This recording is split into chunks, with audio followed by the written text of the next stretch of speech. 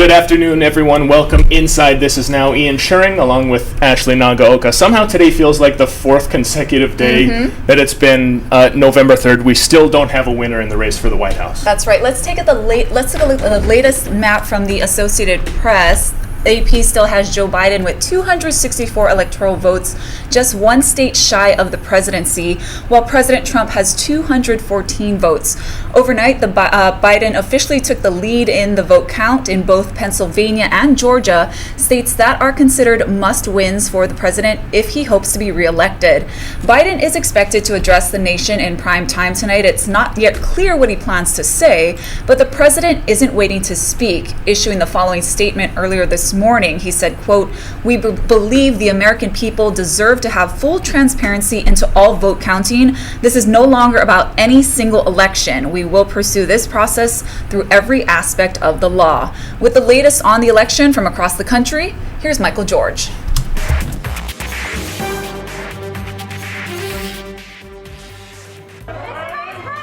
The vote margins are tightening in favor of Joe Biden after the former vice president narrowly surpassed President Trump in Pennsylvania and Georgia. It is clear that the Biden-Harris ticket will win the White House. Top Democrats are already celebrating, though prematurely, with the race still too close to call. This morning, Georgia's Secretary of State announced there will be a recount. The focus for our office and for the county election officials for now remains on making sure that every legal vote is counted and recorded accurately. Here in Delaware, we're seeing the Biden team prep the stage here for a primetime address tonight with former Vice President Biden and his running mate Kamala Harris. That'll happen if the race is called for the Biden-Harris ticket. Meanwhile, President Trump continues to make unsubstantiated claims of voter fraud, and he's vowed to fight the election results all the way up to the U.S. Supreme Court if he loses. There's tremendous litigation going on, and this is a case where they're trying to steal an election. The president's comments brought mixed reactions from Senate Republicans. He made very, very serious allegations without any evidence to support it. The president should fight hard. As the vote counting continues, members of the Biden campaign are starting to put plans in place for a transition team. Michael George, CBS News, Wilmington, Delaware. Tensions are high across the nation as Americans anxiously await the results of the election. In Pennsylvania, both pro-Trump and pro-Biden demonstrators are outside a vote-counting center separated by barricades. Deborah Alfarone has more. Supporters of former Vice President Joe Biden are dancing in the streets in Philadelphia. They're outside the city's vote-counting center where tensions have been high between them and supporters of President Trump, separated by barricades these last few days. Every vote should be counted, absolutely. We will not accept what's going on, absolutely not. Last night, city law enforcement officials say they arrested two men who drove up from Virginia in a Hummer truck. Police say they were armed and spotted near the vote-counting center. They were both in possession of handguns. The AR-style weapon was inside the vehicle. The AR-style weapon had no serial number. There was ammunition, both in the vehicle and in the weapons. President Trump has repeatedly called for a stop in ballot counting, claiming major problems with the system, but offered no direct evidence of fraud. His supporters are echoing his claims. Many were back out again this morning at Detroit's vote processing center. There's a similar scene outside a Phoenix elections office. Smaller gatherings are taking place in Raleigh, North Carolina, and Pittsburgh. I hope they take it all the way to the Supreme Court of the United States, and we're going to fight this. We're not going to let them steal our election.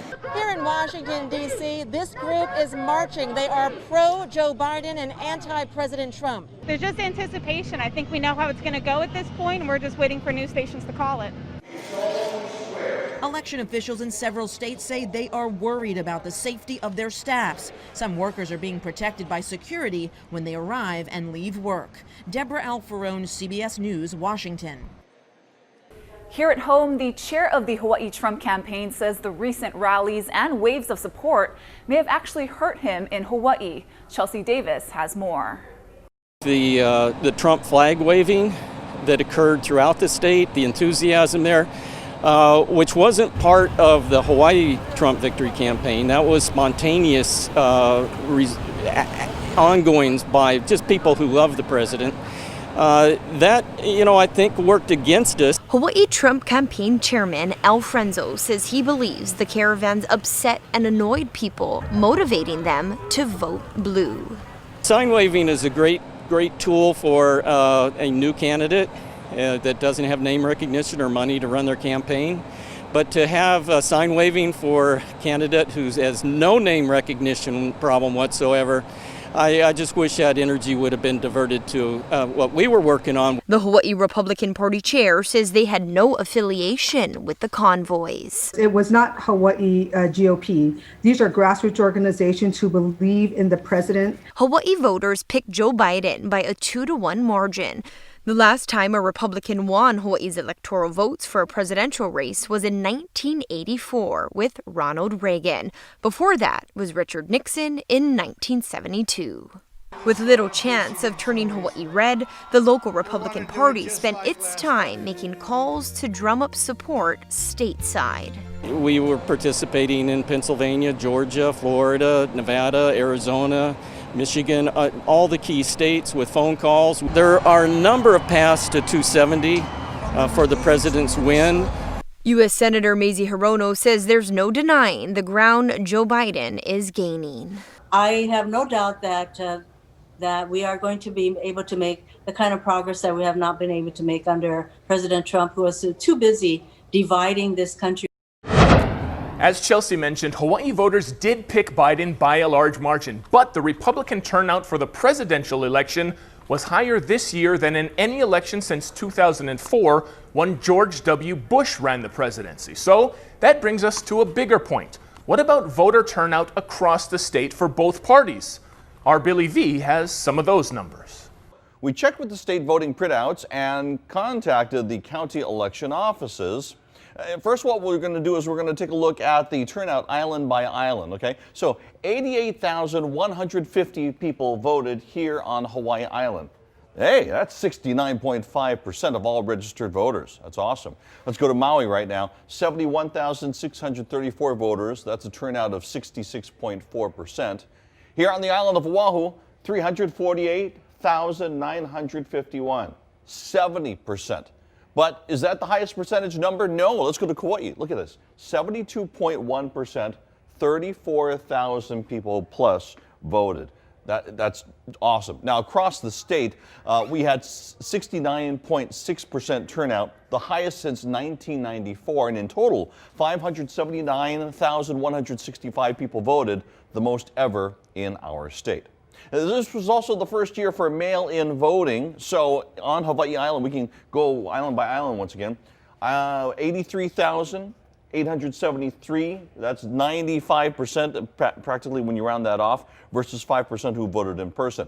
Maui County, you've got 94%, 67,000 plus there. In person, 6.5%.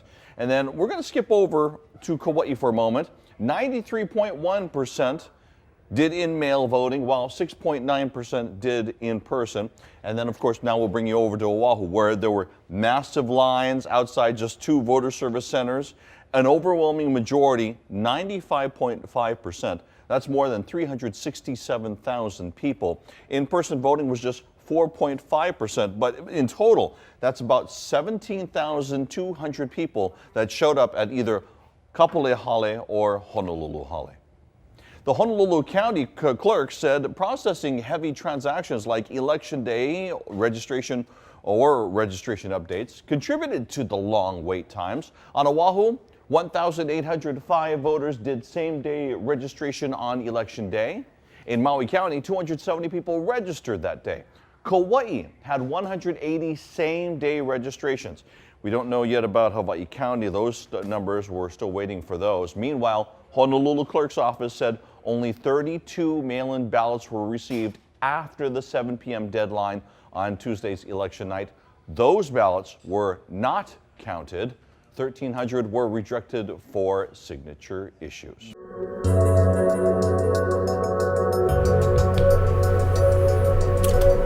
All right, we know that many of you have come to expect tuning into this show and hearing the latest coronavirus numbers. That is not going to be the case so much moving forward. That's right. State health officials have told us that they will now be releasing those numbers closer to 3 p.m. instead of noon now. We know many of you have called us asking where the numbers are. We want to explain that's why. But of course, we will break those numbers when we get them online and on our mobile app. Meanwhile, for a second day in a row, the U.S. has set another daily record for coronavirus cases. Johns Hopkins University counted nearly 122,000 cases yesterday, along with 1,200 deaths. A day before that, the U.S. topped 100,000 cases for the first time. For comparison, back in July, when it seemed like we were at the height of the pandemic, the number of new cases topped out at right around 80,000. Hawaii reopens to tourists from Japan today. Travelers from the country will be able to bypass the state's quarantine if they take an approved coronavirus test 72 hours prior to their departure. The test has to be negative. Hospitality experts do not expect a quick return to normal levels of tourism from Japan, in part because Japan has quarantine rules for its own residents if they travel to the U.S.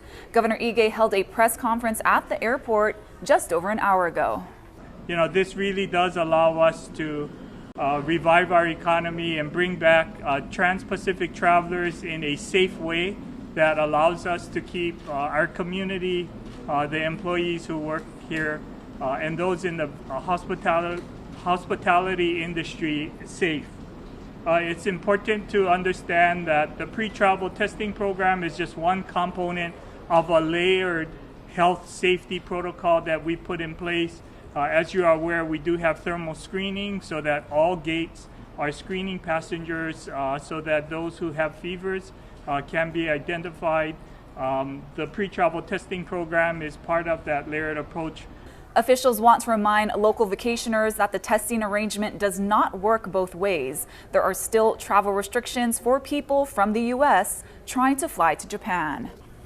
8 months after the pandemic began, people in Hawaii are still reporting problems with the unemployment office. Our Casey Lund continues his reporting on those issues.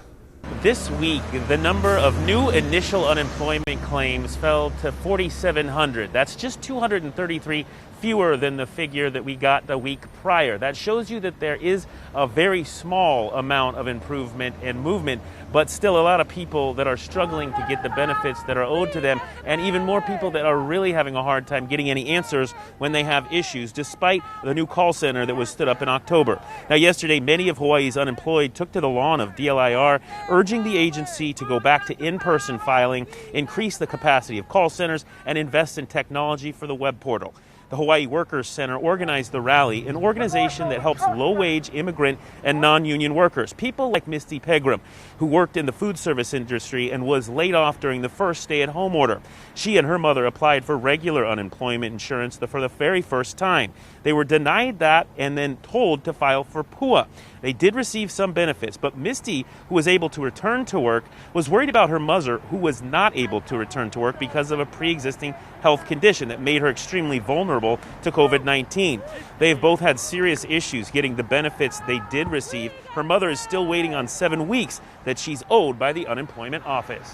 None of us really know what to do. We're kind of just hoping on whatever answers that can be given to us by the DLIR or people who are knowledgeable about this. But those are answers that aren't very accessible to everyone. There's still a lot of uncertainty as to whether what's going to happen next, because my mom's unemployment insurance is running out because it only lasts so long, and there's still not that many options for her either. Now, in a letter to the group who organized yesterday's protest, DLIR Executive Director Ann Pereira Estacio said that the DLIR has hired new employees and adjudicators to address concerns, but that in-person services won't be available for now. In part, her statement reads, taking into consideration the health and safety of individuals seeking benefits and the DLIR employees who serve them, the agency believes it can be most effective in the provision of services under the current arrangement. Now, each week that we cover this, we reach out to Ann Estacio to come have a discussion about some of these issues and give us an update. We were denied that request again this week. Reporting at the Department of Labor and Industrial Relations, I'm Casey Lund for This Is Now. To business news now, unemployment fell below 7% in October. Howard Dykes has more. The long-term trend may be fewer factory jobs and more service jobs, but in October, it was the other way around. Service employment stalled out, but some factories reopened. The bottom line was 638,000 more jobs and 6.9% unemployment, based on early October surveys by the U.S. Department of Labor. Hawaiian Electric Industries misses expectations on revenue and yet exceeds them on profit. Summer revenue $641 million, net income $65 million. Hawaiian Telecom's parent lost $8 million over the summer. Cincinnati Bell revenue was $390 million, less than a third of that from Hawaii operations. Ward Village reports 6 towers built or being built are now 91% sold. A year ago, it was 71%. Developer Howard Hughes Corporation made a $30 million summer profit despite rent deferrals. A new testing facility at the airport hopes to give travelers same-day test results before they head out on their flights. A blessing was held yesterday for a brand new mobile testing center at Honolulu's airport. The site will be jointly operated by the city and the National Kidney Foundation with the capacity to handle 10,000 tests per day. Right now, the public will have to wait to get tests as the facility will only accept a select group to be screened during early stages of operation. That group is going to include first responders and their families. The lab is currently awaiting approval to become a trusted partner in the state's Safe Travel program. Once approved, tests will cost $125. No appointments are needed.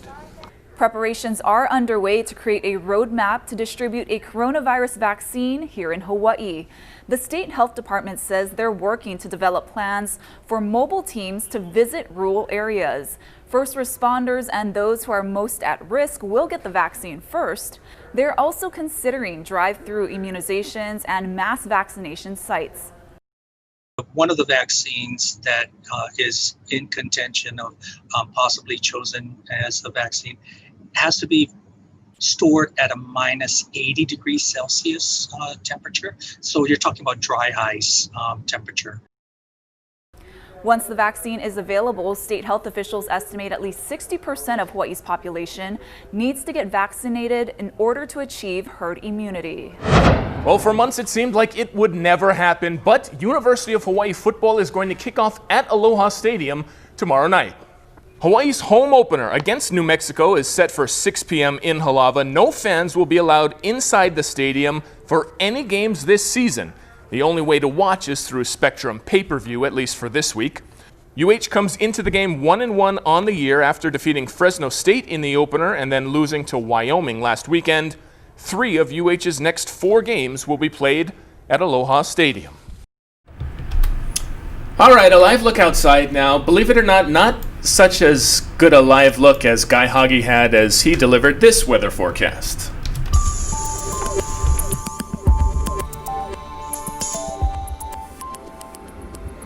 Aloha, I'm Guy Hagi. High atop Waikiki at Kalakaua. I'm at the Espacio Hotel, 15 floors up. Have a bird's eye view of what's happening out in the surf and out in the weather. We've got great surf rolling into south and north shores today.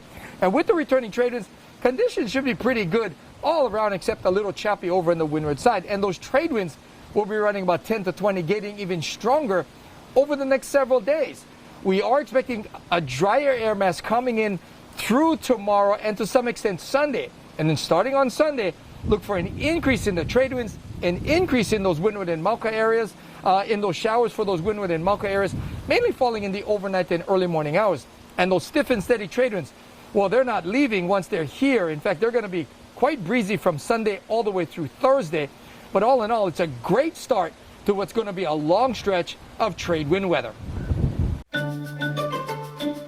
Let's take a look at what the internet's talking about. You know, as if the COVID-15 wasn't enough, you guys. People are eating and drinking their emotions through this nail-biting election week.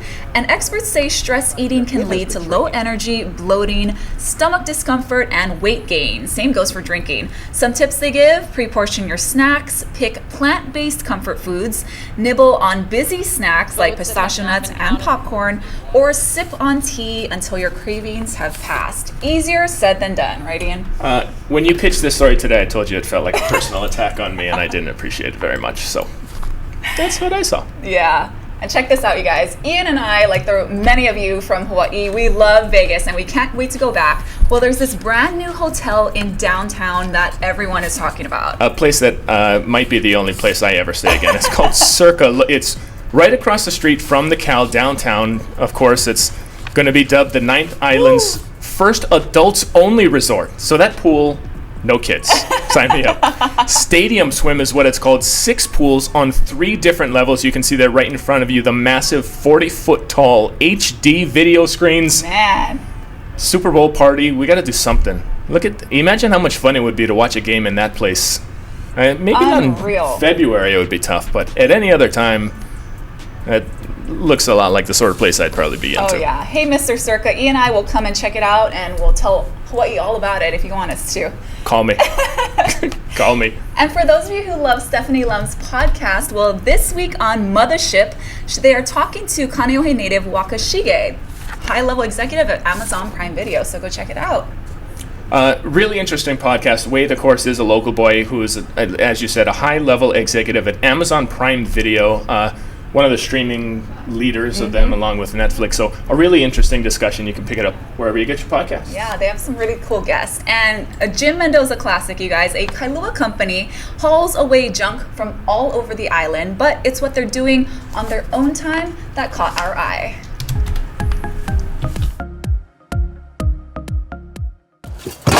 Kapa'a Quarry Road in Kailua has long been a magnet for illegal dumping. These guys removing the eyesores are doing it for free. We got the guys and we got the trucks, and so if we got some extra time, we do a load here and there to clean our community up.